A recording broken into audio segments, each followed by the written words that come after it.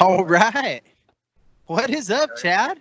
What's up, brother? Here we are. Ah, Episode number what? 43. 43. Did you see the fucking Facebook post that I put that 3 years ago? Was the It was first our episode? 3-year anniversary. Yeah. It's fucking That's crazy.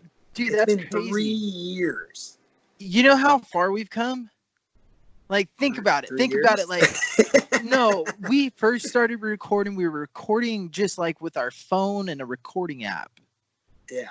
And remember, we had my little Bluetooth speaker set up for it, and we had a nice little heater going on, but very low budget at the time. It was low budget in a damn cold garage, is what it was. Now I'm back in a cold. At least, see, I'm in a I like cold the background, shop now. by the way. I like the background, by the way. It up. looks gorgeous. Ah, red wine tonight. Back to the red. Yeah, back to the red. I got box wine from Costco. Oh, nice. So, you know, the black didn't have that planned, but the black box is like one of the best wines on the market. Wins a bunch of awards. If you've ever had it, it's a good one to try. I haven't. And this one, like, I've had this wine cold in a glass bottle, and then when I have it, I had like a quarter of a glass the other night just to try it, and it's different. It's different. Yeah. But it works, you know. Yeah. It's got content. So what'd you do for the fights? We went over to my mom and dad's house. It was fun, man. We John and Eva came over with the kids. We were over there with Axel, Rob, friend of ours, the guy about the business for him. He come over, and fuck, man, it was a good night. You know, it was fun. The undercard, the prelims were fun as fuck. So there was good fights right there, good energy. It was a good night. I'm gonna be real with you, Chad. What's up? I don't buy John Jones cards anymore. Oh yeah, what happened? Well, the undercard wasn't impressive enough. I mean, we really only had the Derek Lewis fight. That was, you know, on paper before the fight. You know, that was like the best fight on the card. And then, you know, I really don't think there's anybody out there right now that can beat John Jones. Now, I wish I would have watched this fight because I've only seen it in highlights. I haven't seen it in its entirety. It was, dude, I'm going to tell you the truth. It, like, could have went either way, straight up. Reyes could have easily got it. I followed ESPN was writing the updates, you know, when people, there's different article writers that go round by round. And I was keeping up with that. And they also post a little graphic of each fighter and each time they take a punch, and they keep the, you know, CompuStrike numbers and all that. Yeah. And so I was keeping up with that, and you know, I'm looking at the first part of the fight, and it seems like Reyes is coming on strong. You know, he's rocking Jones, and I seen the highlights of that part. You know, where he just dropped him real quick. John recovered quickly. He got up. You know, got his space, got his distance, got back on his bicycle. But I mean, he was putting him to the back of the fence. Yeah, he kept hard pressure on the first 2 rounds, and there was once where it looked like. Well, not look like he did kind of hurt Jones, but then Jones was able to start weaving well, and like instead of going for it and gassing, Reyes pulled back. It was pretty mature of him for like being where he was at. It looked like he was going to go for broke, which he was gassing, but easily won 1 and 2, and 3 was debatable just because Jones finally got a takedown. But yeah, I mean, if they would have said Reyes, I wouldn't have blinked an eye. You know, when they said Jones, like we were wondering if Jones was going to get it. Mm-hmm. So, and the only reason we said that is because championship rounds. Like, well, he clearly got 4 and 5, so they're probably going to give it to him. And but it was, but Jones, same shit, dude. Like, he's going to get caught because he's cruising. Like, I don't think he's going to go to heavyweight and do well because he is cruising. Like, he's not trying to finish a fight. He's not putting any pressure. Like, that's why. It's like George was fighting. Dude, yeah. Like, well, I mean, at the end, you know, George just did start getting a little mad. Like, Bisping, you know, he showed more aggression. Different. Like, I don't feel like Jones is, like, really exploding in any way. He's super smart. He's tactful. And he's just, like, to me, it's like point fighting going, like, you got to take the belt from me. And Reyes brought it to him. Yeah. And I think, like, that fight to me kind of set in my head, like, okay, Rumble Johnson in his prime sleeps Jones. Oh, yeah. But you still got to like, see it. Oh yeah, it's all fucking speculation. But I mean, it was interesting, dude. My fucking number two girlfriend Shevchenko fucking beat up Chikagian. That was fucking. Oh my gosh. Yeah. Shevchenko is a beast. John Jones, though, I think.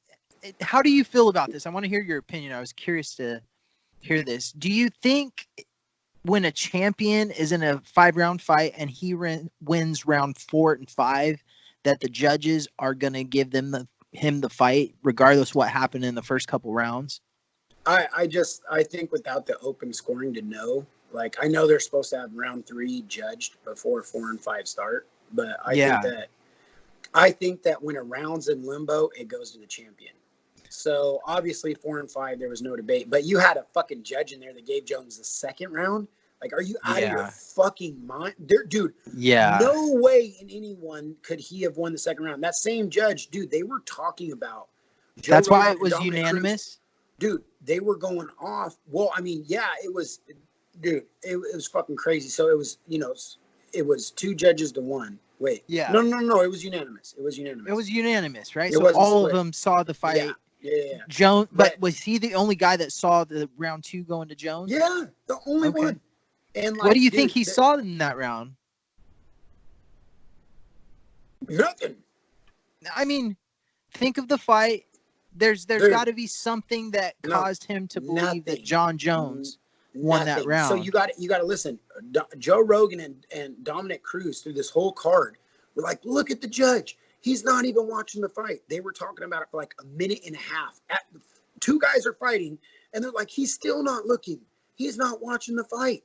They're like, now the other judge is talking to somebody else, like talking to a commissioner. So during the card, they keep calling this judge out. The judge scored 1 bout in the prelims where a dude was getting the shit beat out of him. He gave him the fight. So that's what already, like, how in the fuck was this a split decision? Who is this judge? Another fight goes up. Andrea Lee and what's her name, which was a close fight either way. But he had it otherwise. And they're like, the whole time they're talking about this judge. Then that judge is the one that gave John Jones 4 rounds.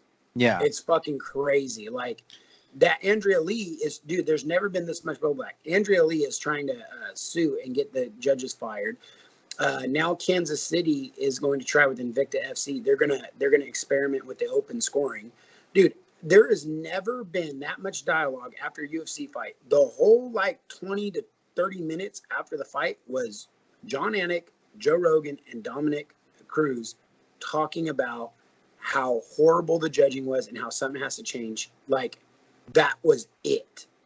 And it hasn't died off. It's just getting worse. Like, it was a bad night for judging, dude. But let's think of this. How many times have we seen those same judges that are judging those same fights judge boxing fights shitty, or people involved in the same organization? Maybe they don't judge the same fights, but they're still judging shitty. There's always been uneducated in boxing and MMA, but it's going to a point. It's like, I dig it. I'm like, you know what? It is a newer sport, and they haven't tried anything new. They didn't try a new scoring system with it. They didn't try anything. They didn't say, okay, here's what we're going to do. They got married to a boxing system so the commissions would accept it and sanction it. So they got right into that. And then it's like, dude, let's experiment. When's the last time the commission did something new in that regard? Like, UFC stepped out of the box with the drug testing. They stepped it up in that regard. Cool. And now it's like, all right, what are we going to do about the judging problem? The commission's too defensive, I think. But it's like, why not? Victoria made a good point. Like, the only fear of open scoring is champions, anybody, they're like, look, you're up 3 rounds, survive. You're up 2 rounds, survive. And then the fight becomes boring. Because he's just going to run the whole time. But then, I mean, it's exciting because the other guy's going, I know I have to finish. Yeah, I got to do something. We don't know long term what it's going to do, but God, I'd like to see it. Let's see, you guys. Let's try it and see if it works. See if it helps with the judges. See if it helps the people. See if everyone that watches a fight, like people that weren't worried before, right? Like about bad judging. to see the end of a round immediately, not after the fight's done and try to think back like you're asking me what happened in 2 that they could have seen. I don't know, man. We just watched 3 rounds after that. I don't remember. Let me rewatch the fight. And then it's totally a rewatch of a fight is totally different than watching it immediately. And that's what we need is for that part of the judging is to have round 2 finished and everybody's going, oh my God, Reyes is probably going to fucking beat Jones. If he doesn't get tired, he almost finished him right there. You know, because that's what you're thinking. Reyes strong 2 rounds, but is he going to last? He definitely won those 2 rounds. And then to see a judge's scorecard, what? That judge gave it to Jones? What the fuck? Instant reaction, instant everybody going at the judge, like, you know, making him liable. Do you feel like there's a way for them to do that with just showing the TV audience and not showing the entire stadium or something? Yeah, but I mean, you know, there's going to be cheating ways and things like that. They're of course going to find out, which that's what I think. I mean, I would say even that maybe no one in the crowd knows unless they're on their phones. Like, don't even air it on a jumbotron, but everything is pay-per-viewed and everything's televised. So all time delay services. You know what I mean? Like time delay ESPN or something like that. Because they don't time delay because of betting. That's what they've got. I understand. So I understand. But like if they stream like the football score, like if a football team's going into the last 2 minutes, they know they need to score. Basketball, they need to score. If you're sprinting down an Olympic track, you know you need to speed up. Every single sport, you know when you're behind, except for fighting. What about unless you don't show it until the final round? So you wait till round 3 or round 5. I'd be up to anything, any movement forward. Because I think, like, if you're watching the fight, like, on TV, they'd say, boom, like how they would always do a commentator scorecard. Eddie Bravo used to do it back in the day for the UFC. But to where they go, the real judges have to turn in their score, and it shows it streaming. So it's saying, like, you as a viewer are seeing, like, what the fuck? Now, maybe not in the arena, but people are going to be on their phones and say shit, which, fuck it. You know, that is what it is. But just, I don't know, just something to say, you know. What do you feel like the chances of us trying to get a judge for MMA? If you're a judge for MMA out there, you follow the podcast, hit us up. We want to get you on the show to ask you some questions, not harass you, not make you look bad or anything like that. Just kind of figure things out. Yeah, and even see what kind of ideas you may have. If you're a referee, I'm thinking of a couple in my mind right now that I might reach out to, but it'd be fun to bring them in to see their side of it, to hear, because at least they're with the commission. You know what I mean? What's funny about that is I recognize one of the referees. I was recently at a GKO event in Jackson. And I mean, dude, shout out to them. They have a really good promotion. I mean, they got a nice production with the screens, and I mean, it feels like a big show. So, I mean, shout out to them. They're really cool people. But they put on a show, and I saw one of the referees. He's getting some nachos or something, and I hopped in line, and you know me, I'm like, hey, I got a podcast. I'd like to get you on, talk to you about some things, you know, see what's up. And he's like, yeah, good luck, man. He's like, no referee's going to do your podcast. They won't do like any podcast. I mean, unless they're like one of the big guys like John McCarthy or Herb Dean. Yeah. They don't want to really get involved in that. And then I mentioned a guy that we both remember from Hooked on Endorphins. Yeah. And I said, well, you know, he's a local guy too. I friends with him on Facebook. I wanted to hit him up too. He's like, if he says yes, then I'll say yes. But if he doesn't, there's no way. And I'm like, what's the hesitation, man? And he's like, there's just a lot of stuff, you know, like I think conflict of interest type shit to where it could potentially cost him his job. You know what I mean? The commission can be like, hey, you know, we heard about what you said, and guess who's not working this event? Yeah. So I understand where they're coming from, you know, but we could definitely talk about that and get something going. I promise up front that we won't try to talk you into anything controversial until after 10 minutes. Yeah, until we get like 3 beers in us. Nah, it'd just be fun. Like, I don't want it to be controversial. I just want to hear that side. Like, what do you guys have to say about that? Like, what are we missing? You know, just a different take, you know? That's it. Just a different take, brother. Yeah. That's what this thing's all about, right? Where are we at? Did you do the scoring on that fight? I didn't do it either. Yes, like $2 million. I did keep up with that. I was up 5 on Connor. You got up with the I thought Khabib's boy was gonna take him out. Apparently he's not even Khabib's boy. But he did have a chance, and your boy won. So you got 5 on that one. And it was a wash on Jones, so the entire pay-per-view became a wash. So we're even. Yeah, we're even. Oh, man. So the one we're going to, 248, is gonna be an interesting one.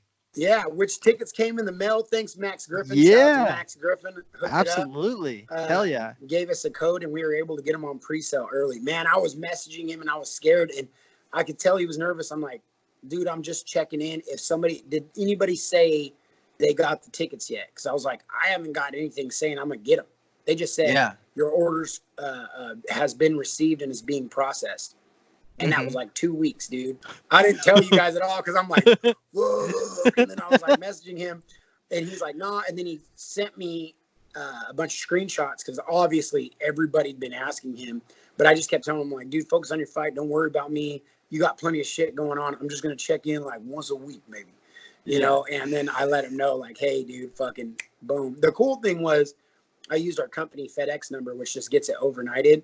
So nice. When I ordered them, I had, hey, here's our company account number, FedEx them overnight using this. They never said yes, nothing, bro. It was just boom. They just showed up. Dude, yeah. And well, you want to talk about sweating, dude. I was like, oh. Dude, you really came through on that, man. Like, shout out to Chad for being one of the best friends you could ask for. Coming through big time on this. All I kept thinking about is like, I know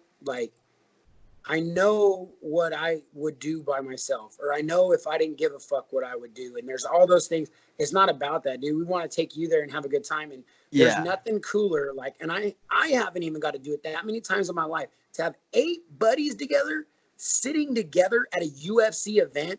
Yeah, that's a time in itself. Not spread out looking, because that's what happens, dude. When you're all, oh yeah, we're gonna all try to get together. There'll be 2 here, 1 there. You're gonna lose, you know. Yeah, but we're all there together, dude. So that's I'm so it's pumped so about sick, that. dude. Yeah, I'm excited. I am very excited. And I know I'm flying in Saturday morning now. We're talking about Vegas and the UFC, you guys. Days bash party, boom, baby. March 7th in Vegas. Dude, I know I'm flying in Saturday morning, but I'm kind of pumped about it now because I get to land and I'm like, I'm gonna be fucking on fire. I'm gonna come in this motherfucker hot. I'm gonna come in fucking sideways, skidding out, pulling the fucking e-brake, dude. Fucking double clutching, fucking bop through the corner. Let's fucking go, baby. You sound exactly like me, dude. My cousin's gonna be in Vegas pretty early on Friday, and me and Bobby don't fly out till 2. And he's like, he's like, I'll meet up with you, do this or that. I go, Jay, I'm going to tell you right now, me and Bobby are coming in hot. Yeah. Like, we're on the same flight. We're coming in steaming, bro. You ain't even going to be ready for it. You guys are going to go hard. Oh, yeah. Sometimes it's nice. I'm going to be a fucking breath of fresh air just walking through that fucking door. Let's go, motherfuckers. I probably I know Jason had me on the itinerary originally as cooking breakfast. It's probably I'm probably going to cook breakfast because I know you motherfuckers are going to be up. Oh, yeah. I land at 9. I'll get there by 10 easily. I'm sure you guys will just be getting around. I'll fucking cook it up, bro. Cook it up, serve it up, slam it on the day. I figure I don't need more than like 3 hours sleep the whole time I'm there because I'm just going to experience funness with my friends. So the only, like, the UFC that I went to in Vegas, obviously, was by myself. Okay? I got fucked up. I landed, went out, and I'll never forget the Chuck Liddell part. You know, I was in there way too early, and I was passed out by 12. That was a problem. Yeah, you know what I mean.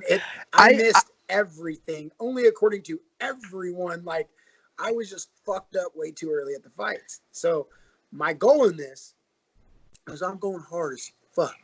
I'm coming in fucking like a fucking hard dick with fucking every lidocaine number on the head of it, so it's completely unsensitive to every fucking beautiful stroke and this hard fucking Viagra dick that's just numb and just slamming that motherfucker, dog. That's what I'm planning on doing. I'm planning on lasting a long time. Hard as fuck, man. You know? You're gonna have to fucking take me to the doctor and suck the blood out, bro. Yeah, dude, that is hard on fucking... ain't going down. Woo, man. Yeah.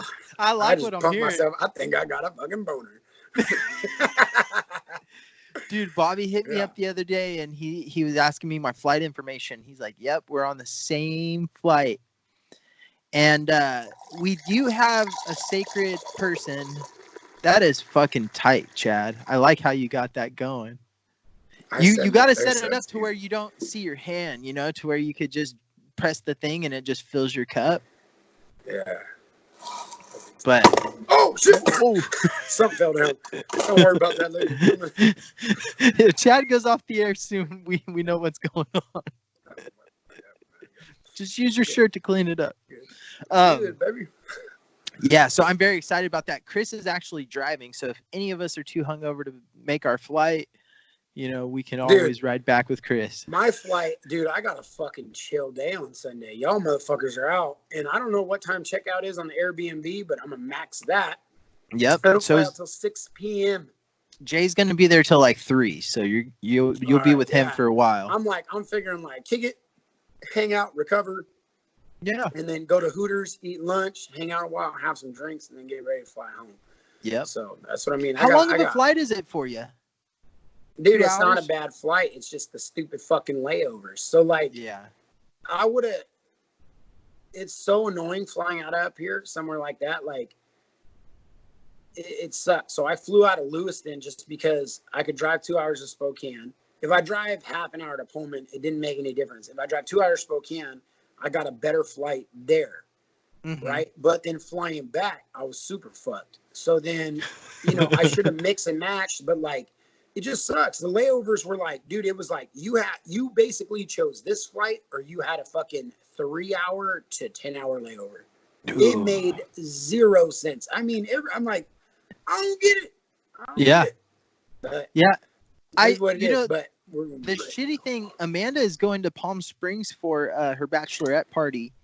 And I was looking into flights for her. I was trying to book her flight, but every flight, like you said, with the layovers, from Palm Springs, you were in like, you know, Utah for 4 hours, and then you had to jump on another plane to Arizona for an hour, and then you go back home and it's 2 hours, you know, like it was crazy, like 7-hour flights back. Yeah. And so I was like, you know, whatever. I told her all the information. She and her girls are going to drive all together to like a little road trip. So should be pretty fun for them. Yeah. As long as none of them are on their period. We don't have to worry about that, dude, Chad. So we're good. Every bachelorette party that I have heard of, there's always one chick on her period. Dude, women, I feel like dudes, you got a fucking bad dude in the bunch. We know we're gonna lose Greg at some point. Oh yeah. Well. Women are like, oh my God, we're gonna lose Michaela. Where's Michaela? Oh my God. And then, hey, don't worry about it. It's time she's a big girl. No, we got sex by Michaela. And like, there's always some psycho bitch in the group that goes psycho and like just chain reactions, fucking blah, blah, blah, blah. I mean, I wish you well. I hope this doesn't happen with any of you. I hope it goes incredibly smooth for you, and I hope that you break the curse and then you make me full of shit. I truly hope that, and I'm not trying to piss on your parade or anything like that. I think you're going to have a grand time, and I think that it's going to be absolutely amazing to be trapped in a vehicle with a bunch of other women. Yeah. So, I mean, whatever. Yeah, whatever. No, I'm very excited cool, though. Oh yeah, just for you, man. The next like month, we have so many different things going on with the wedding, and we're doing this private photo shoot with our photographer out in Big Sur, and I mean, we're gonna do some pretty cool shit. So I'm very excited. We just sent invitations out, and so people will be getting those soon. And I mean, I'm pumped, man. It's cool times. Have you guys chose anything yet, or like suit? As far as suit and tie, what you do? Yes. I was gonna give you guys that information at the bachelor party. No or you can do it right now. But either way, you guys got time. Yeah, John's got to go for Jake's wedding to Men's Warehouse in Spokane, so I'm just gonna go with him, and I'll just get I got a number. I got a I'm number to give you now. So yeah, I got a number to give you for the thing. You pay him $20 and get your measurements. I got measured the other day, dude, and I'm listening. This shirt makes me, the thing. I got these new thermals and they're real thin, so they like cling to my body. And they show like my man titties. Pecs, bro. Pecs. Yeah. Yeah. Me and Amanda went to the gym the other day. I just picked my nose on camera. Forgot about that for a second. You've done worse, Chad. You've done worse. Another thing to talk about too. Last week I did promise all of the listeners. What you told me before the last show is that you were going to do the podcast naked if we got 20 extra subscribers. Yeah, you did. I didn't say that I'd do the podcast naked. I said I would work the speed bag. Slang it. I mean, I like it. Oh, yeah, it looks like you're hitting it.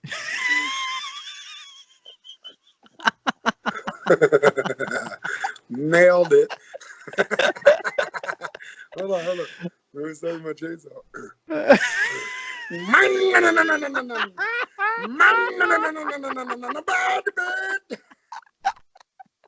let me fire that bad boy up.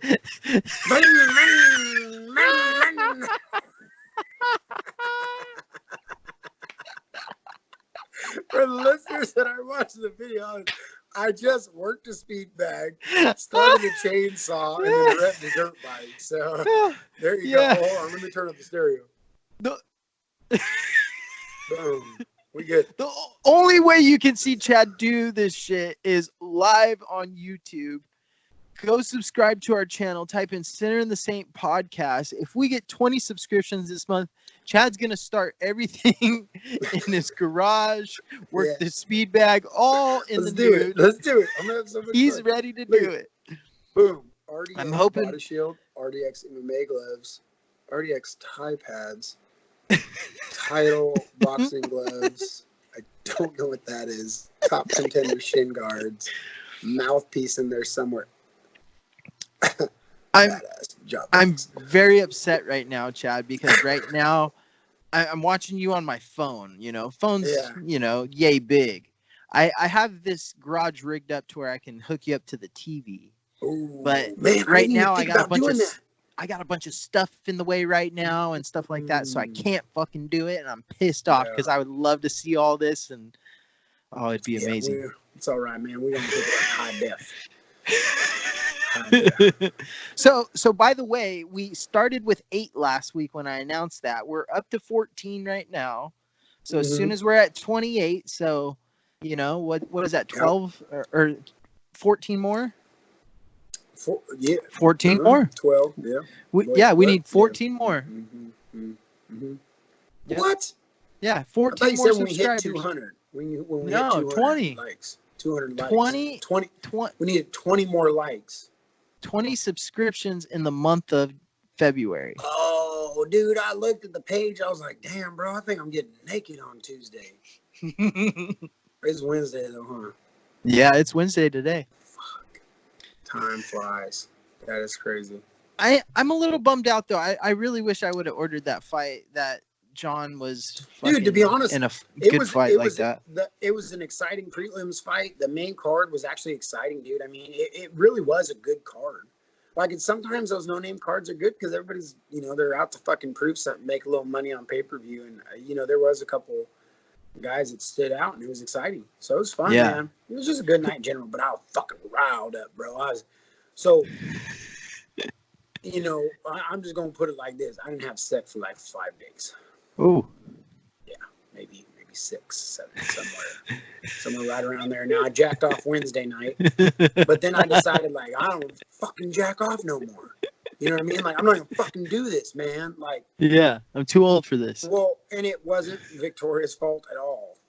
I'm not blaming her at all. We just couldn't have sex with those 5. Well, I was like, fucking dude. Saturday night, like I started drinking. It was one of those nights where I'm like, fucking let's fucking go, dude. Like, I'm gonna go. Let's fucking go out. Let's fucking do this shit. It was like, I haven't felt that way in a long time, and I was fucking riled up all night, bro. Like, just fucking afterwards, I'm just like, and it was like a very good thing that I didn't go in public. Yeah. Very good. Sounds like it. I mean, if I was single and 21, it probably could have been a great time. But, 33, married with a kid and a business, not a good time. It's a little bit different. It's a little bit different at that point. Yeah. But fuck, dude, I was so. And then Sunday we rectified the situation. Yeah. There you go. And I have had the best week of my life. Like, Monday was amazing. Tuesday was amazing. Today was amazing. And I'm like, I told John, me and John were driving from the job today. It's like 20 minutes away or whatever. And I was telling him, I was like, dude, I was like, I don't know. I was like, I can't explain it. I can't do it. I can't change it. I was like, bro, if I go like 5-6 days without fucking having sex, dude, I'm fucking pissed, bro. I want to punch somebody in the face or bust a fucking nut. Like, one or the other's gotta fucking happen, dude, or I'm gonna fucking lose my shit. Yeah. Like, there is like no, and then like jacking off, it just makes me angry. I'm like, no, yeah, that was fucking great for the moment. 30 seconds later, I'm fucking pissed off again, wanting to fuck a hole in the drywall, like, fuck, dude, like, I need some fucking skin, man. Like, let's fucking make this happen. I need to fucking feel pheromones splashing on my fucking, stomach pubic trail, which is now turned into a weird, Victoria commented on that. On your pubic trail? Like the stomach, the hair. Yeah. Like on that. Yeah, from the belly button down. I was like, well, we were joking. I was like, yeah, maybe spread out a little bit, huh? And she's like, yeah. I was like, why you say it like that? I was like, wait. She goes, well, you used to just have like a little line going up there, and kind of just. Yeah. I'm like, what the fuck? And I'm like, because, dude, it doesn't make it. My belly part around my belly button is so fucking hairy, dog. Like, but my chest is like sporadic Rogaine, dog. Like, somebody like. It looks like somebody blew a load of Rogaine on my chest. It's just, and that's like slowly been growing. And every now and then they touch each other, but like I have this concentration around my nipples of like of deep hair. And then I used to have this little line, and now it's like all these random directions, and then just my belly hair is like pow. Didn't you used to shave your chest and all that? I never shaved my chest, bro. I just didn't have hair on it. Yeah. You know what I did do? I shaved my butthole, and that shit's amazing. I remember one time you told me you had a 20-year bush. Oh, you told me, yeah. Do you still, or do you trim it up? Nothing? So okay. All right. I don't know why we're getting into this. I'm just curious. It's fine. It's fine. It's conversation. It's fine. Yeah. It's conversation. Like I said, I like to speak and make people feel more comfortable if they're doing it out there. Okay. Well, what happened is, shaving your balls turns out to be pretty cool as long as you don't cut them. And then you do get better at it, you guys. If you're cutting your balls when you're shaving, it's confusing. They're slipping around. You got hot water, cold water. Soap actually works great as a shaving thing. I've slipped my nutsack a few times, but then now I'm like, I can reach down there, flop it around, no problem, dude. And, so the problem is, though, the inside of my thighs is so hairy. It's like, where do I stop, dog? Like, so when I shave my stack, like, I shave out, like, I roll into the crease of the thigh and down the thigh about 3/4 to an inch, because I feel like if a tongue goes in there, it can go up without touching the thigh hair too much. Because if I shave the thigh hair, then I got to keep going up, and it just looks weird. It just gets weird from there. Like, my hair is so random. So, work with that, guys. And then I said, fuck it. I heard, believe it or not, I heard Joe Rogan talk about it on a podcast as far as butt hair goes. He goes, I shaved my ass. I don't give a fuck. Wiping so clean. So I was bored as fuck. I said, all right, I'm gonna try this. Dog, I scooped so much ass, Victoria. I said, I was just shaving my butt. And I showed her. And she's like, oh my God, you got it good. And I was like, babe, every time, like, I one hole with the razor was like a scoop of just a fucking afro. Bow, bow, just hella, just fucking. Chad, I've never shaved my asshole. Dude, I've never shaved my asshole. Dude, when you I won't even. so how do you easy, get in the position to shave your So, asshole? You dude, reach under, or do you? I mean, what's the trick? You gotta kind of like, I find squatting down. If you reach like between the crotch and pull back this way, The trick is, I mean, it's tricky. Like right at the top of the crack, you got to pull the razor across just the hair, I guess. Like I'm back there like, but it makes wiping it, dude. It's like, I feel like I walk smoother. Have you ever nicked Like, yourself? Have you ever nicked yourself in the butt? Not on the booty. Not on the booty. See, that's what I worry about. Nicking yourself in the ass. Dude, I mean, there's shit. There can be infections. That's why I say if you're starting with the sack and you're clean around your nut sack, I feel like you're going to be good with your butthole. I don't know, man. I am scared to risk it. But then bushwise, 20-year bushwise, I tried this a few ways. It's confusing. It's hard. So I've taken it down with like a number 1. It's bad. I don't like to shave it because it itches like crazy. Like it's horrible. So I try to find a clipper value. But the problem with the clipper value is, one, I don't really like to let Victoria know when I'm doing this or hearing it or something. So I'm always trying to be quick and sneaky about it. And then there's pubes on the floor, and then I'm trying to clean them up, and then I think I did a good job. Where do you put them? Do you put them in the trash, the toilet, or? Dude, both, like kind of both. Like it depends. The height of the trash can. If I'm able to easily conceal them, like the toilet, you flush it. The same thing. You got to wipe around the rim to get all the little curlies off. And you always, I always think that I removed all sign of hair. And Victoria's always like, did you trim your brush again in the bathroom? I'm like, what? She's like, there's hair everywhere. I'm like, first of all, there's not hair everywhere, because if you would have seen what hair everywhere looks like, you'd say, damn, Chad, you did a good job cleaning up. That's what you fucking say. You wouldn't say there's fucking hair everywhere. You'd say, wow, I can't believe I only found this much hair. Like, what the fuck? Because I don't maintain it. I grow it and cut it and grow it and cut it. The shaving of the ball sack, I try to stay on a firm basis on that. But so the bush has gone to clippers to I'm gonna try to finger and scissors. Because the trick is with clippers, you've got to stretch the hair out, and then it's just tricky. My bush is really curly. If there was a barber, let me ask you this: if there was a barber, a bush barber, but it was women. Would you go? A woman that trimmed my bush? Yeah, because I don't know anybody that would feel comfortable with the dude trimming their shit. It would depend on the pricing. See, I feel like the problem with, I don't know how other people's bushes are. The bush grows quick, so I couldn't afford a bush barber weekly. A bush barber chick. But if I had forgone the task for a while, and it's look, check it out, dog. You can go to the bush barber chick. She'll get you lined up, cleaned up, waxed up. I would take a wax in the butt. Oh, I feel like I tried. I'm like, damn. And nothing sexual. I mean, maybe she's a big hefty chick. You know what I'm saying? I don't even care. I literally do not care. I would go in there. I just feel more comfortable. If a dude's down to do that shit, I'm like, bro, something. Yeah. Going home, you're rubbing one out to smell my butthole or something. You gonna try to rub your hand across the head of my dick and just exactly. You're not gonna wax and groom a man's fucking grooming area if there ain't something off in your fucking head. And I don't want to hang out there. What if it only took you 10 minutes to do it? I don't want to associate with you that long. I'm sorry, but I'm a dick like that. If you're a chick, I don't give a fuck. Take 2 hours. I'll hang out there. What do you think? Hey, you see that ingrown hair right there? Is that no? You ever seen that on a dude before? I've been wondering, man. On the bottom of my nutsack. It looks like a scar. I had a hernia when I was a baby, and I'm wondering, is that something you see on every dude? I don't necessarily see it in pornos. Whatever. You know what amazed me is I heard that Lorena Bobbit, that chick that cut off her husband's dick. Yeah, he got that shit sewed back on, and he did porn after that. I heard about that. Yeah. Is that not insane? You just get your dick cut off and sewn back on. Yeah, I feel like it's a good story, because you still got your dick. I mean, you didn't have your dick. And I think they added a few inches for him. I gave him a couple extra inches with it. That's tight. They got a pump. Yeah, a pump. You pump it in your testicle, and you could get a boner.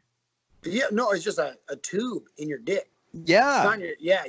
But the pump is in your ball sack, bro. Is that where I was reading about one the other day. Yeah, you squeeze a little thing next to your ball sack, and it's like a third testicle. If it's in your nutsack, you're pounding it hard, bro.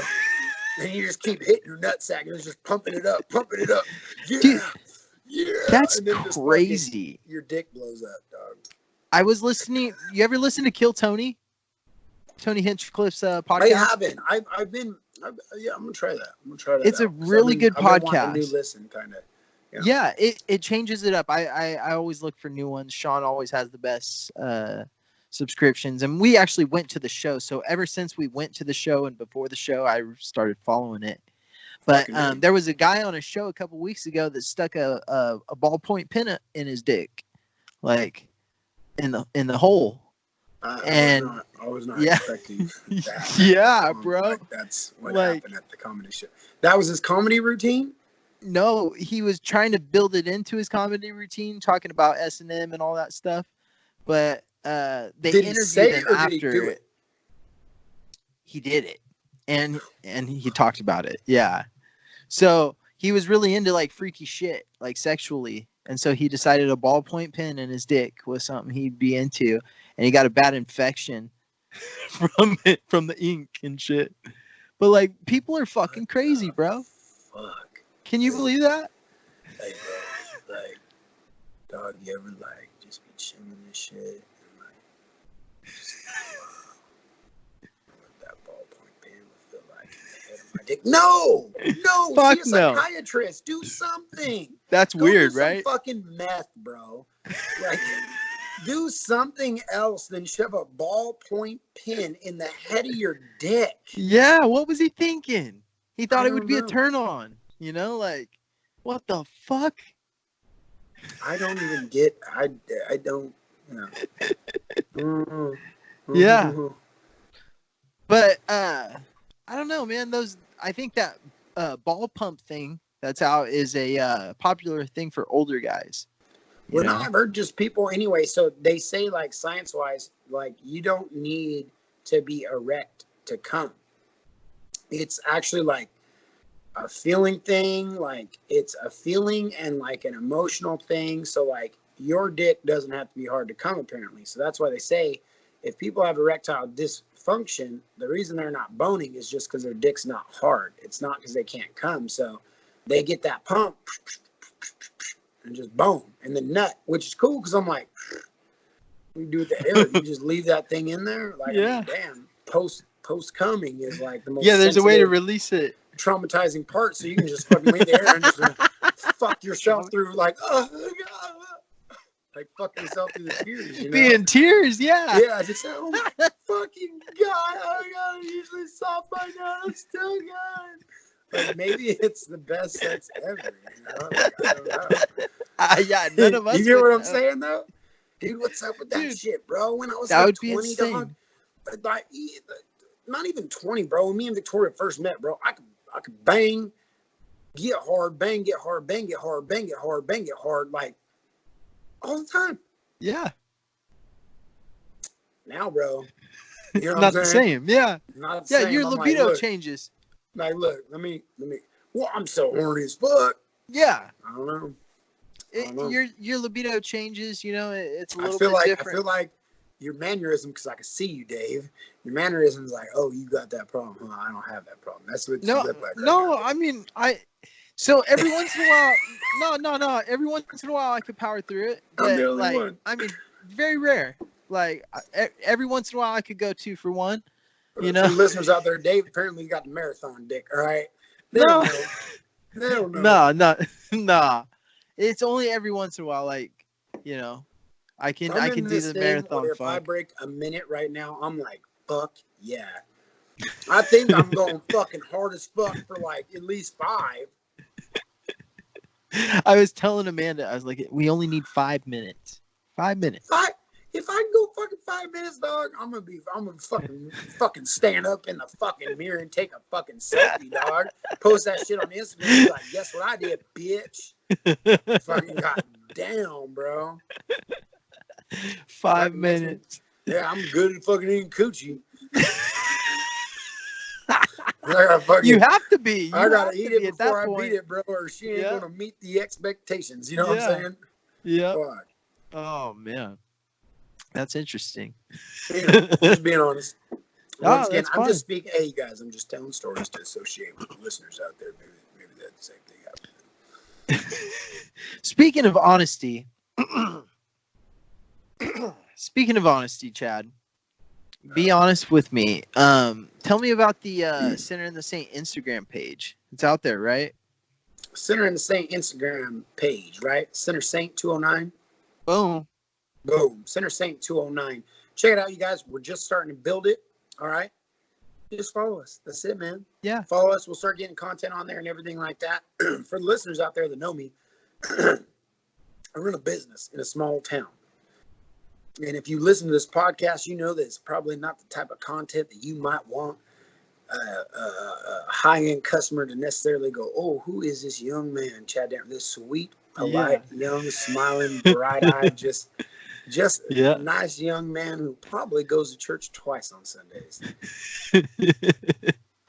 It's not the type, so anyway, but I have fun with it. I'm gonna start posting more content to the Instagram video. We've been saying this for a while. We're just gonna keep creating content. Like it, follow it, get Center down Saint 209. Center Saint 209. Get on the YouTube. Start following that shit. If we fucking get more subscribers and shit, dude, I'll fucking step this game up. You know what I'm saying? I was digging through a box today. Yeah. Uh-oh. Headphones too short. Okay. But really, that was a flare for the dramatic for the camera. But all I was going to grab is, dude, I'm fucking 90 years old. I'm fucking 90 goddamn fucking years old. Because I thought I swear to God, dude, this is fucking ridiculous. Goddamn, this happens to me a lot now. I was going to go back there and be like, I'm going to show you something on camera that I got. A GoPro from 5 years ago. Nice. And you had two of them at one point. Yeah, I'll use it to put content up. You guys, I don't know if you know what a GoPro is, okay, but I got two. Yeah. That was my big reveal. You probably have a video podcast that we did back in the day. I do, on one of the chips for sure. Yeah. Remember they died like at the very end or something like that, or maybe halfway through. When we tried to do the GoPro thing, it was really odd, the audio part of it. Remember, we were doing a GoPro audio feed into something, and then our mic feed over that, and the overlap wasn't like we thought. So I remember, and then it died in the middle of it. So it was a disaster. But we'll get something set up tight, man. Yeah. Oh, absolutely. Ideally, it'd be fun to send like, all right, the two fucking motherfuckers that know how to return shit, because we ain't balling like that. But like, you know what I mean? Like, hey, you gonna be on the podcast? We're gonna send you out this little kit. Plug it in. Yeah. Plug it in, do the podcast, and send that shit back, though, bro. You don't get to fucking keep it. Like, send it back. That's how I feel like everybody we know that says yes is going to be like, fuck them. Yeah. They're just going to keep it. Dude, it's funny because we were talking about our logo last week, right? Yeah. Talking about redoing that. And when I started the Instagram page, I started getting all these follows, and I'm like, oh, who the fuck are these people? It comes up weird names and shit. And they all have like little anime creatures on their thing. Dude, I tap into it somehow. Dude, I have like all these gamers liking our page. I think that angel character is like some gamer character. Yeah. Dude, I got gamers for days coming. Yeah, respect to the gamers, bro. We game hard. We game hard, dude. I was playing NBA 2K16. Yeah. I was just getting down on Killer Instinct. Yeah. So you want to hear my new shit? You want to hear my new show, Chad? We were talking. You like The Bachelor? I still haven't got into that yet. Missing out. I was scrolling through YouTube the other day, and I realized that they have full episodes of Hoarders on YouTube. Oh, and you can watch I that? don't, dude. I live it in fucking the job that I do because I go into random houses, and I've gone into so many houses. I can't tell you how many. Like where it doesn't even bother me, like faze me. I've had to sit on some couches, that were pretty risque, and I had to act like it was nothing, and just do my job. Oh, you have a lot of snails in here. Yo, you have feces right here on the couch right next to me. Okay, cool. So I mean, it's crazy, but I don't know. I got into it the other day. I got into it, and I've been watching episode after episode. I'll watch 3 or 4 episodes a day. Like sometimes I'll just listen to them, and I can imagine what's going on. Dude, it's fucking crazy. Like, I've seen like, I feel like 2, maybe 3, but I know for sure 2 live examples of a hoarder. Like one lady down the street at DuPont. So, what was it? Oh, it was only 2 houses over. It was a house, not Eva's old house, but on the other side of us. Okay. On the other side of that, in that house, there was this lady. And family used to be over there and stuff when we were growing up. She was always a big lady, but one day she was sitting on the tailgate. They were all drinking, like barbecuing out front. They were fucking oak ball as fuck, dog. It was like we were us, and then we're like the only white people on the block. Honestly though, you know what I mean? But they were like fucking, like, they stepped it up in fucking oak ball terms, like, which I didn't think I could say, but they did. And but one day she was sitting on the fucking tailgate, dude, and someone was drunk. They went to leave and accidentally put the fucking truck in reverse instead of forward. Oh shit! Wow, dude, smashed her legs in the tailgate. Oh my god! Fucked her shit up bad, bro. Ambulance, all that shit. So after that, she didn't walk much, right? So yeah. She's fucked up. Well, I didn't know what was like going on and what happened. I'm trying to think how the fuck I had to go into this house. I always got talked into fucked up shit, but I'd like help her or something. So her nephew, or I don't think it was her son. It might have been her son. I think Dennis was his name, but he used to always check up on her like every 3 months or so. Well, I think my dad sent me over there to help with something. Like, they come over, ask for help or something. So I got sent over there. And when I walked into this fucking house, bro. You being a good neighbor.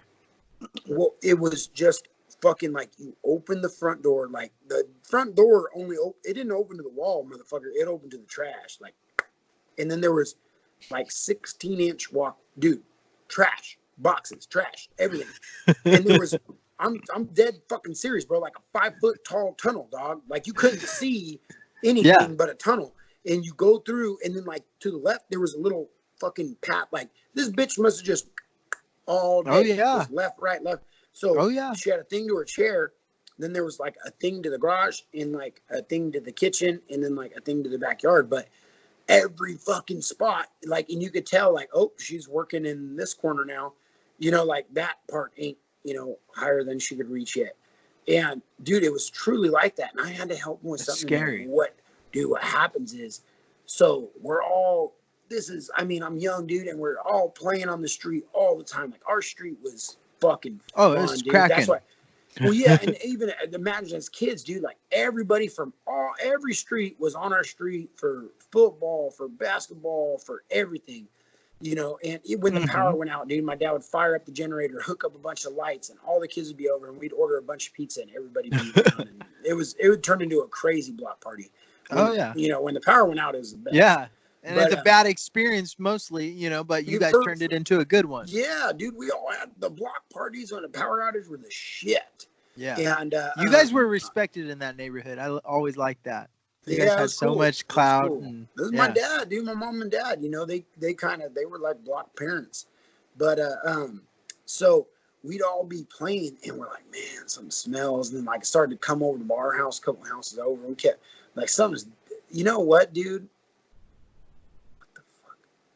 I have a lot of weird flashbacks, but anyway, I am, dude. Like a lot of shit about that house. I started thinking about it, like, God damn it, Dad.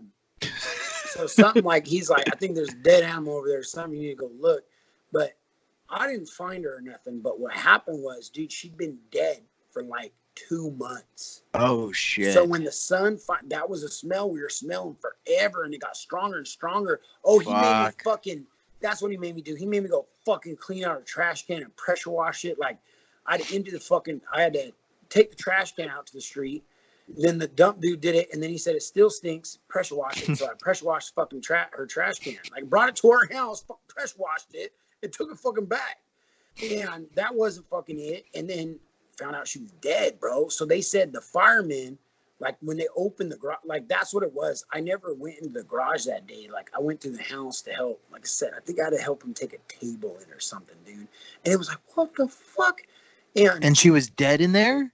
Dude, not why when were they I moving went. furniture? No, this is what I'm trying to say. The first time I went, the only time I went in the home prior to her death was because I helped him carry something in there. And it was like, where the fuck are we going to put this? You know what I'm saying?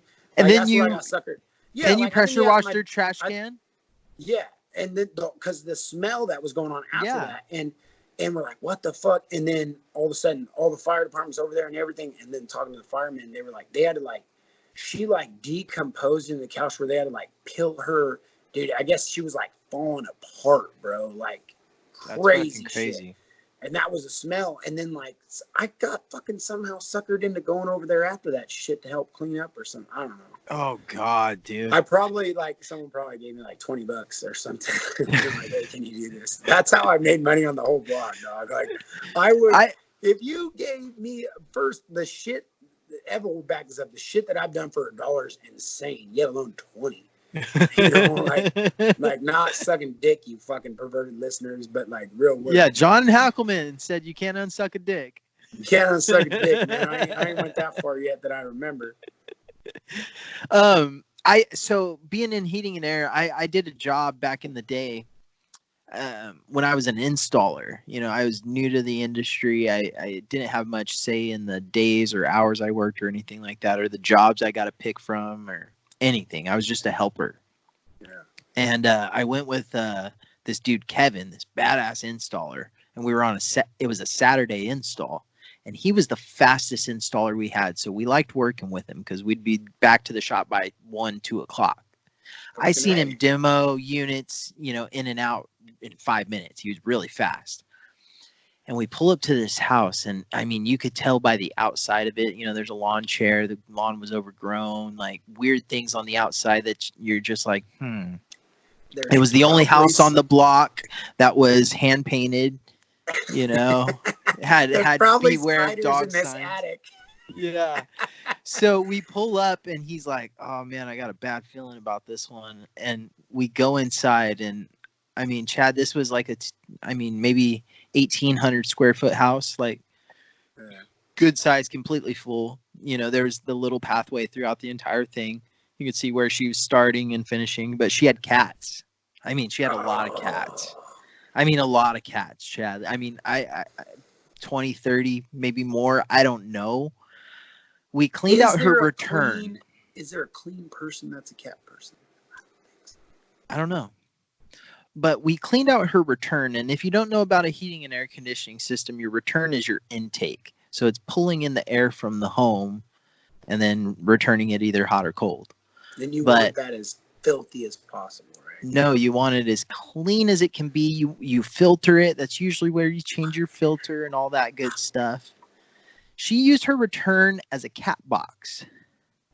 And we scooped out mounds of cat shit from her return. So she was just breathing cat shit until her system finally clogged up and failed from cat hair and cat shit and dirt and dust and never maintaining it. So she had a return like down? Yeah, her return was low. It was low, like, and you could pull it down and change the filter, and it was like a little drop grill, you know, that you could open up, and then you close it back up with the latches. And she left it open and put food and water in there and let her cats hang out in there because it was nice and cool. Oh my God. And they shit in that thing, dude, until it filled up.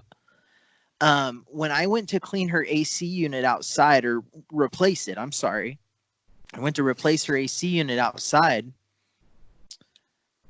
I scooped up, I mean, I'd say 4.5 feet high worth the cat shit from around her AC unit, just so I could access the unit and feel like cleaner about it. That is fucking disgusting. Yes.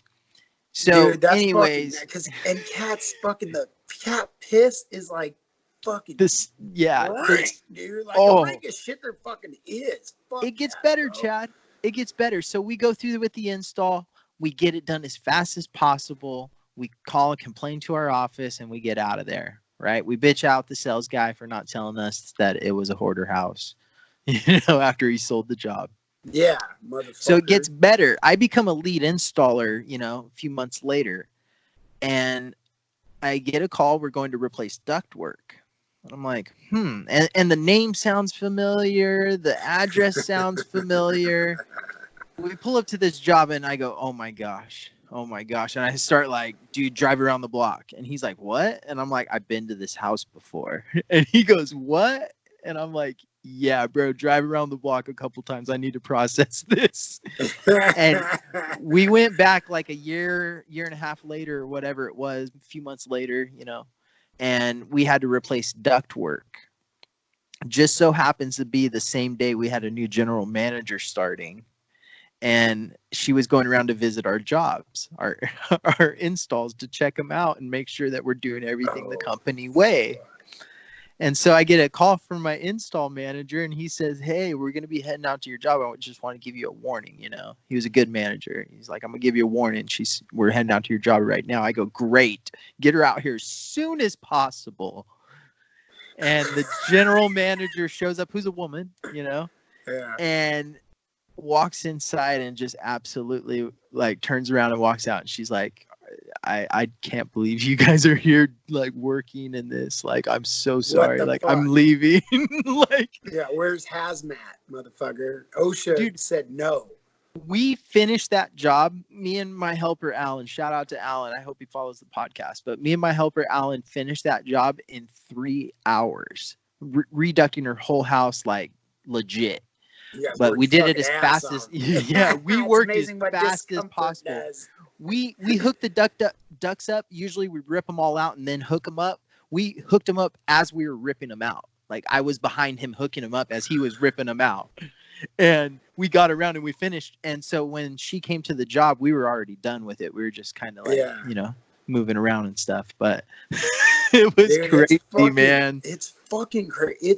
What's wild is the people that, like, they have money. They got like a good amount of money, and you go into their home and it's like, what the fuck? Dude, I did one of the biggest granite jobs that I've done in a home. Like, they weren't cat people. They had dogs that just, apparently the dogs just get a shit everywhere in the house. Dude, just free reign. So I was in the middle of a lot. I'm trying not to be too specific at all right now. Yeah. But so I was in and out a lot. And I was doing a few projects at the same time. And, we had talked to her in advance. She's like, I'm in no hurry. It doesn't matter. Like, you can do one area at a time if you want. And I was like, if you're good for that, then that works for me. Cause I'll come in. I was like, either you got to wait, 5 weeks, or I can just do this. And then, I can finish that. And then I can finish that. And then, I was like, so it's up to you. She goes, no, you can piece it up if you want. Doesn't matter.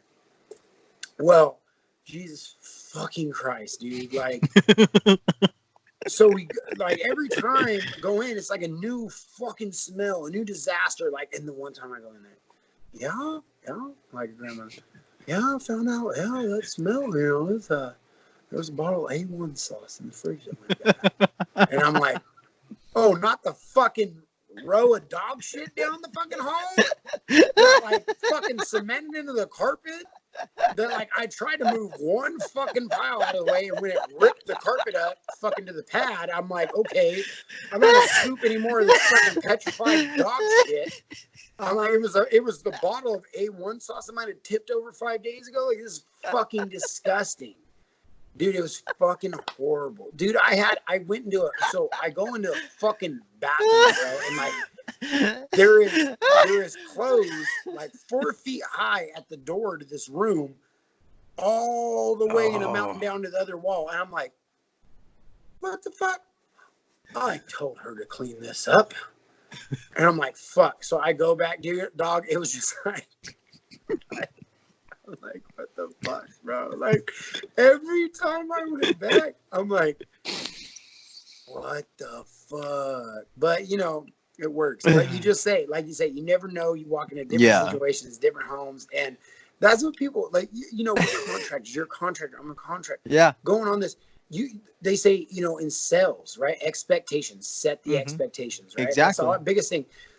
On site, if there's things that happened, were you able to cover those parameters in your expectations to say, so they're not going, well, you didn't tell me that. The worst thing I meet or exceed your expectations? Yeah, that's my goal to do. We warned you about this, you know, that, you know, like you don't say it like that, but whatever it is. Yeah. But expectations. And you realize real fucking quick, there are different expectations in this world. And that, when you say all we need is, you know, just have this, you know, leave us a path. Something, you know, something clean. And you're like, oh. Okay. Set the expectation. Yeah, that's okay. Okay, you met our expectations. Okay, under your definition of clean. Okay. Yeah. All right, we're gonna go for it. I got two more good stories, and they're real short. I had this one other gentleman. I went out there, and I was I was a comfort advisor at this time, or sales guy, and he's a nice old gentleman. There you go. That's it right there, Chad. Sounds like I'm taking a piss. That's pretty tight. Well, you know, I really can, brother. But this little old man, he let me into his house, and he just had newspapers and books just stacked everywhere. And I felt really bad for the guy because he was stumbling around the house. Like, you know, he could have easily fallen, not been able to get back up, and then get buried under that stuff. But he was sitting there, and as I got to talk to him and ask him some more questions, I found out that it was his mother's house. His mother had passed away. And so I kind of put it all together. And oddly enough, the reason I was going out there was to improve his filtration in his heating and air system. His house was filthy. He had things everywhere, but he's concentrating on spending, you know, a good amount of money into his filtration for his heating and air. Sir, have you considered hiring a maid? And so I'm sitting there with him. I'm talking to him, and I'm making friends with him. You know, I genuinely do make friends with all of my clients. It's all real stuff I'm giving them. And I'm talking to him, and he says, you know, my mom would be pretty upset with me if she saw this house like this. And then I kind of put it all together that, you know, he's grieving his mom. You know, he's probably really close with her. There's something going on, yeah. Something going on there. And I kind of felt for him. You know, I kind of, you know, was like, well, I feel for this guy. Yeah. Like, you know, he's going through a hard time. He just doesn't know how to properly deal with it. And it kind of shed a different light on to more situations I've experienced. Well, I did have sorry to cut you off. I did have another lady. She had a swimming pool, like your old swimming pool, that was completely filled up with trash in the backyard. Completely filled the swimming pool, 6 foot deep. I mean, that's pretty bad. The house with the dog shed had an enormous pool in the back with a rock stone cave swimming waterfall. Guess what wasn't it? Water. Exactly. Guess what was in it? Dog shit. A random flea market. Like, wait, what? Like, go to a flea market and everything that doesn't sell got dumped in the pool. That's what was in the fucking pool. That's a good way of putting it. Everything that doesn't belong in a pool and nobody wants was in that fucking pool. Dude, I went there I went there with somebody, and maybe it was when John first moved here or something. I did one. There was, I'm like, yeah, look at that pool. Found a fat ass bag, dude. Found a fat ass bag. There's a desk, dog. So there is. I don't want to give too many specifics here. Yeah. There's an area that's compromised. That's what I'm gonna say. And in this area that's compromised, I got to remove some cabinets to do my work, but there's a compromised area. They say, oh, yeah, we're just waiting to make sure that works for fix that. You should fucking spend some money there first. But so I started taking down this cabinet, and like all the way in the back, dude, like super hidden, bro. Like you gotta work hard. Yeah. On this bag of weed and pills and fucking drugs and fucking all kinds of shit to get arrested with. Yeah. There wasn't no dust. There wasn't no cobwebs. There wasn't nothing, bro. This shit was not fucking forgotten, dog. It was well fucking known about. So like I fucking pulled the whole cabinet down. I find all this fucking glory stash. I'm like, oh my fucking god, dude. So like I just fucking opened one of the cabinet doors and I put it all in that and then like shut it. And I'm like, and because I'm like, you know, if you want me to put that back, you know, and then I did. They paid me to take it down and then put it back. And then like I fucking took everything and I put it right back up on because it had to sit there for like a day. Yeah. And I'm just thinking, God, I wonder if they go in that, you know. And then I put it all right back where it went. And I was like, yo, I'm a good contractor, bro. I definitely discovered your stash. Yeah. And then I put it back where it goes. There's bad people out there, man. And I put it back where it goes, huh? I heard of a guy, he was like an owner's son or something back in the day, like before I even got in the industry. And he actually got fired because there was an older couple and he just was, you know, stealing all their medications and shit. The prescription theft is insane. Yeah. When my parents' house got robbed, me and Victoria were, when I proposed her and she was living up here with my mom and dad, I didn't know that you don't buy the when you propose, I guess you just buy the main ring and then you don't buy the whole set. The set you pick out to get. Well, I bought the whole set. I didn't know. Yeah. So she only wore the part she was supposed to, and the other part was at my mom's. Well, we were out of town in Elk River. Home got broken into. They stole that shit, but they fucking like wiped out the pills. Well, the cops are like, oh yeah, there's all these homes. They're breaking into homes and just jacking pills. Wow. That was it. Like that's crazy. Like that's a big thing. They make a lot of money, pills. You know. It's like Jesus. Pills have high street market value. It's retarded. It doesn't make sense to me. John was telling me today about he's watching a series on Netflix. Pharmacist, I believe the name of it is, but it's about the opiate epidemic, which they say started truly in New Orleans, and that this certain doctor was prescribing like insane amounts of Oxycontin. They all got Oxycontin, Valium, and something else. So people would wait in line for that. Their office only opened at 11 p.m. and closed like in the morning. And they would be $250, and you got a script, and you got a script for so many Oxycontin, so many Valium, so many something else. Well, people were waiting in line for 4 days, and then as soon as they got it, they'd hand it off, and then they'd have somebody go wait back in line. And that went on for years. And the only reason they got like the DEA and the FBI, they weren't doing nothing about it. Some guy's son died. Apparently, he got shot by like a crack dealer or something, and he had known about this epidemic, and he like dedicated his life to shutting down this fucking doctor because he'd known too many people that got their scripts filled from him that knew this dirty doctor. So he like dedicated his life. I'm literally just repeating what John told me. I didn't watch it at all. So I act like I'm just good at sounding like I know. You're just secondhand information, huh? That's all it is, bro. This is what John told me. This is what I'm repeating, right? But I'm passionate about it because he was. But you pass it well. You pass it well. But that's what happens. So they shut him down. So I guess that's what that series is about that I've never watched. I didn't know it was that deep. That's pretty tight. Well, dude, they say that. I've heard a lot of stories about people were flying from all over the country for that. And I'd heard about that before on one of the podcasts I was listening to when I was down there about just these different doctors that made in podunk towns, bro, that would make bank, dog, because they would just write script after script after script. So, yeah. Did he get charged or anything like that you know of? I don't know if John watched it that far. Finished it. I don't know where I'm just curious. I'm just curious if he's like. Well, I'm pretty sure it reminds me kind of Icarus. You know, that movie about the Russian doping.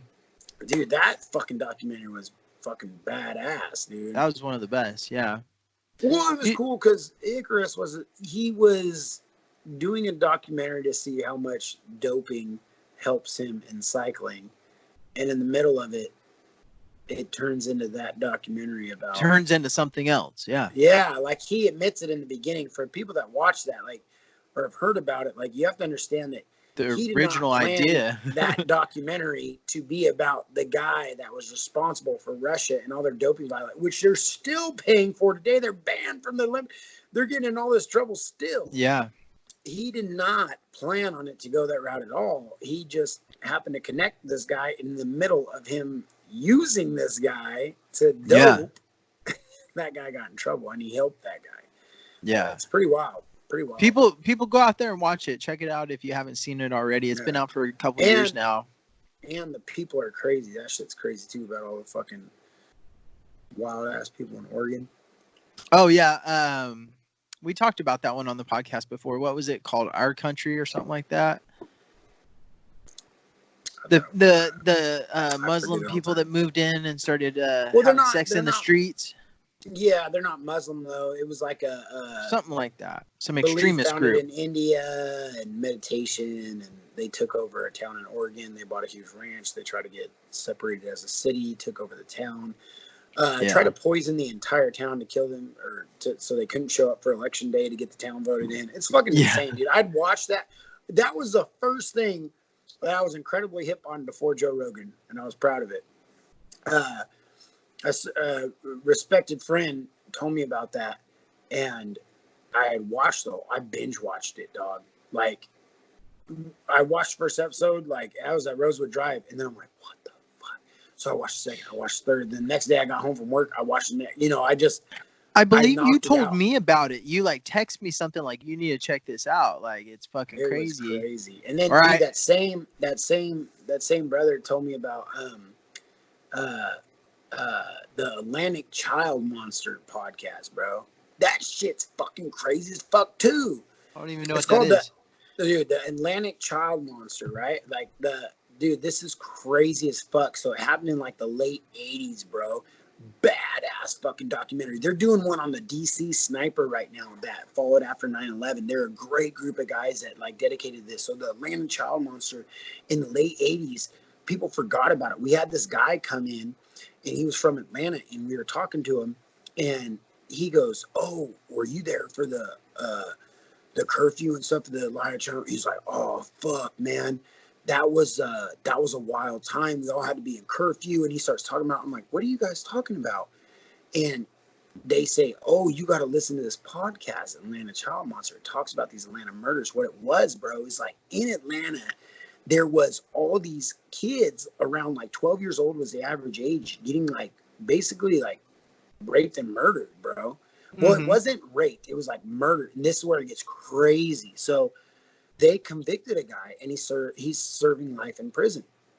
Well, this documentary dives into it because people were thinking they wrongly convicted this guy, and it was the Ku Klux Klan at that time because that was actually doing it. Young, yeah, they were African American children, right? And that was the prime suspect was like 12 years old and African American.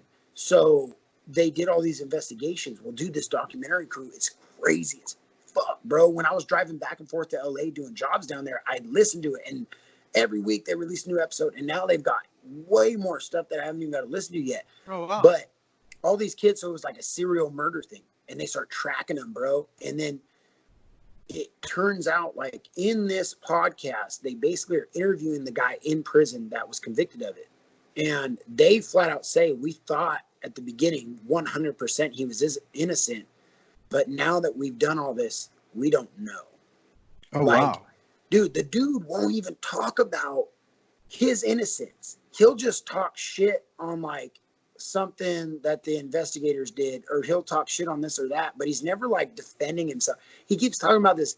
So this young kid in prison, like he's like, this young man here is a good artist and a rapper, and he keeps trying to like promote him. Well, he was like a kid genius, bro, that invented like a radio. He broadcast his own radio station at like 12 years old. When he was 12, it was in like the fucking 70s, dog. So he was like super high. His dad was in the CIA, And like they go into all this shit about, dude, the car was hit.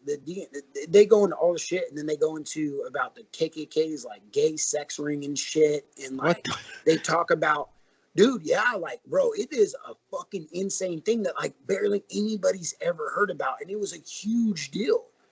In the 80s, you said? Yeah, bro.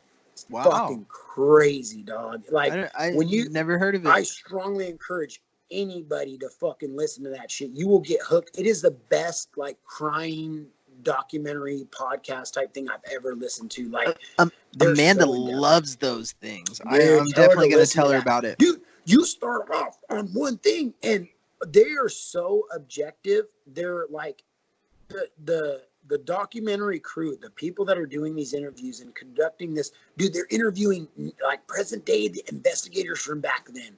The lead police chief, the lead this, the lead that, people that grew up in the neighborhood, like people like that are like, yo, like, you know, there's like people talking about racism now. And he's like, yo, he's like, well, right now what's going on, all these fucking people talking about fuck the cops and shit. He's like, let me tell you something.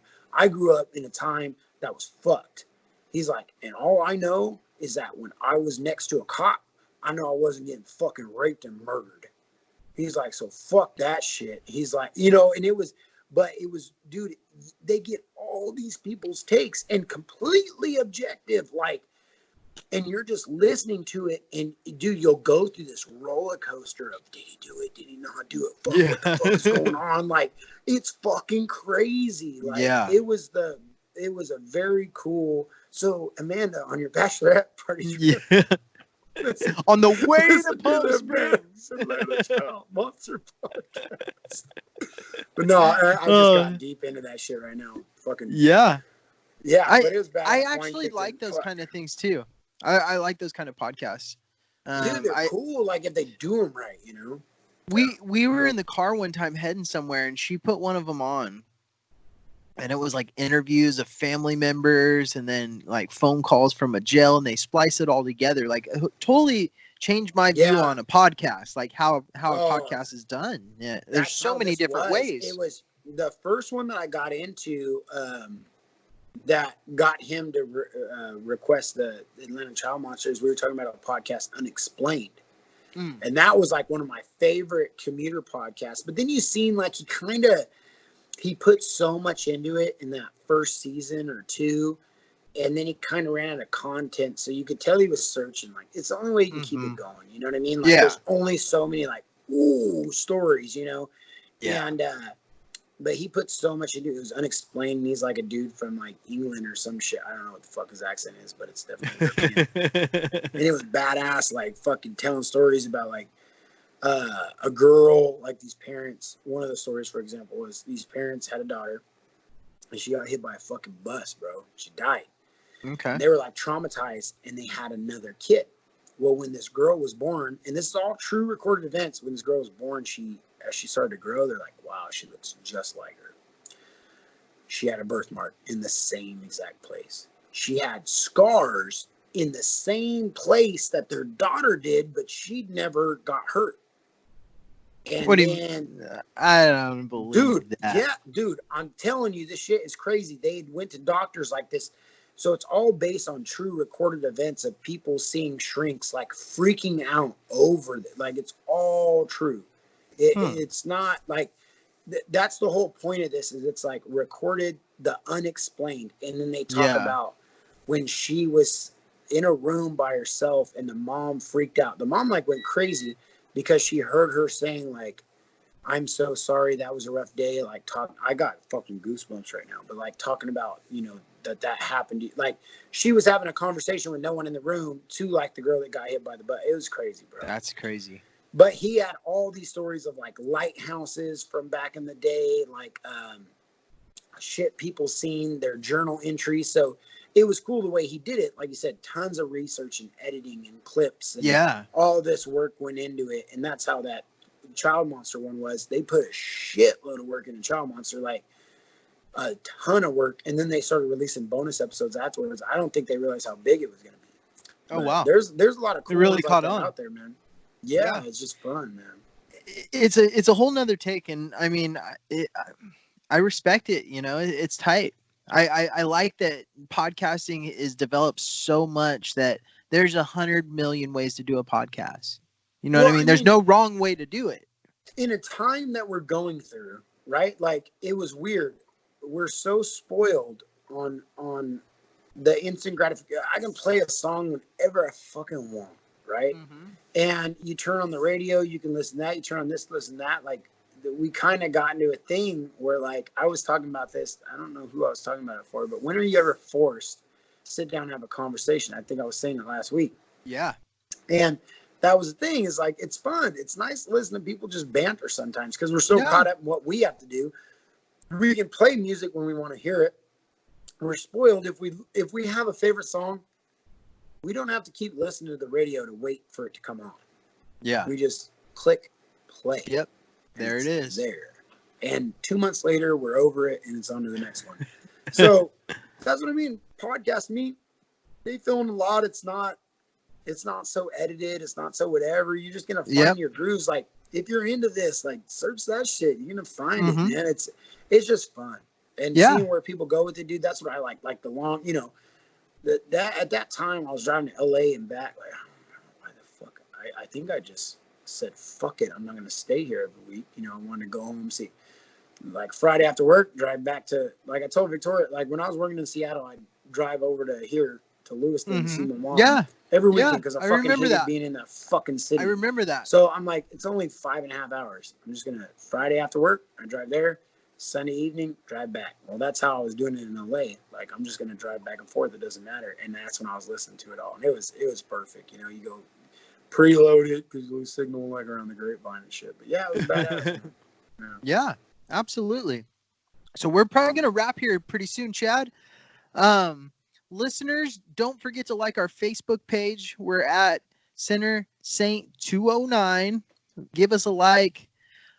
Go find us on YouTube. If you type in Sinner and the Saint podcast, we'll be the first one to pop up. Go ahead and subscribe to that. We're looking for another 14 for Chad to be in the Stark nude, punching that punching bag back there. There you go. And then also like our new Instagram page. Find us at Center Saint 209. We're going to be adding a lot more content to that. So stay tuned for more episodes to come. We do have a definite guest on for next week. So we'll be talking about that, getting that going and situated. So be prepared to enjoy some good content. Chad, you have anything you want to get out there? I just want to say, all you fucking road warriors, all you fucking road dogs out there, hitting the road hard, fucking driving every way, getting up early, beating traffic, driving home, getting stuck in fucking traffic. Stay with us, man. Get the content out there. Hang in there. America is built on your backs, brothers. Absolutely. Get out there. Get the fucking job done. Keep trucking along. It is what it is, man. Find some entertainment in between and just fucking ride the wave, brother. We all appreciate you. If you're sitting in those attics and you're bored and you're hot, and there's cat shit fucking flowing in the air. Put on Sinner and the Saint and get a couple laughs out, huh? Enjoy. Chad, thank you very much, brother. I appreciate it, man. We will be back with you next week, and we are out.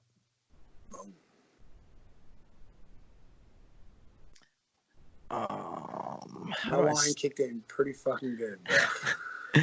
You were doing good.